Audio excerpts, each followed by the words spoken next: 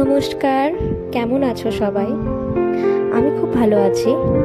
আমি সুস্মিতা, তোমরা দেখছো সুস্মিতা লাইফস্টাইল। আবারও একটা নতুন ভিডিও নিয়ে চলে এলাম। একদম ঘরোয়া পদ্ধতিতে ধাবা স্টাইল তড়কা কিভাবে বানাই আমি বাড়িতে। প্রথমেই সকালে ডালগুলো ভিজিয়ে নিলাম। এখানে অনেক রকম ডাল মেশানো দেখছো।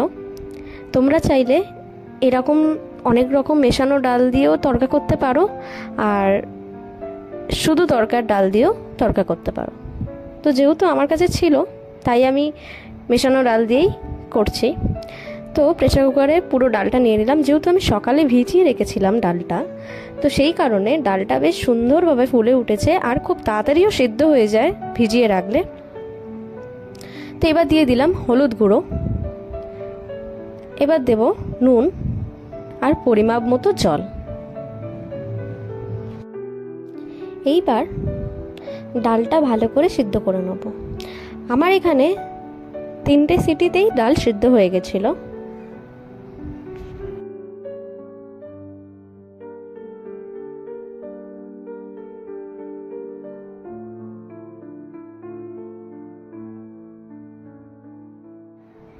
চলো তড়কা বানাতে কি কি উপকরণ লাগছে ঝটপট দেখে নিই।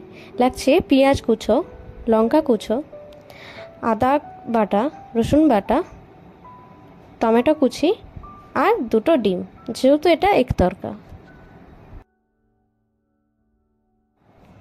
প্রথমে ডিমটাকে ভালো করে ভুজিয়া বানিয়ে নেব।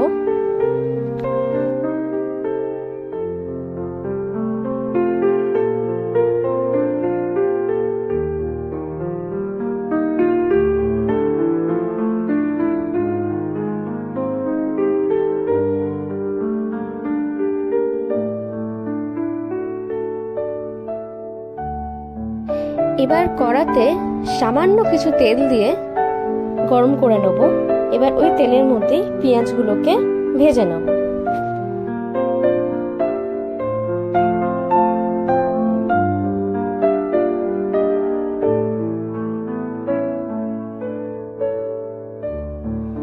পেঁয়াজটা ভালো করে ভাজা হয়ে গেলে দিয়ে দেব এর মধ্যে আদা বাটা, রসুন বাটা, টমেটো কুচো, লঙ্কা কুচি। সেইগুলোকে একটু ভালো করে ভেজে নেব।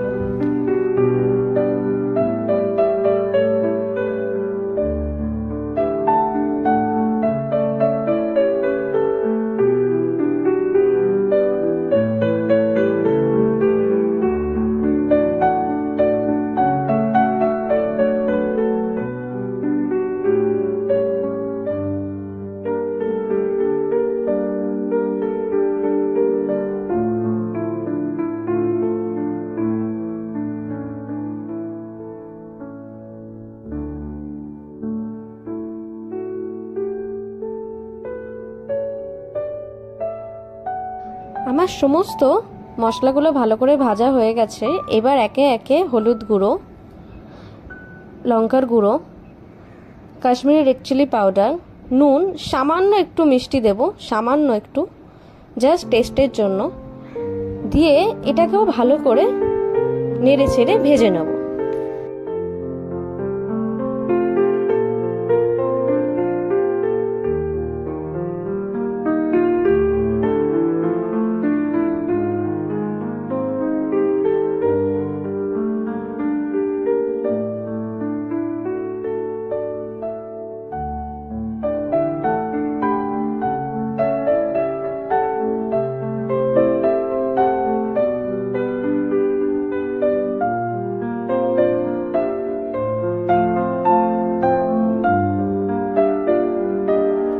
খোলা বাজারে অনেক রকম তড়কা মশলা কিনতে পাওয়া যায়, তো আমিও একটা তড়কা মশলা এখানে অ্যাড করলাম।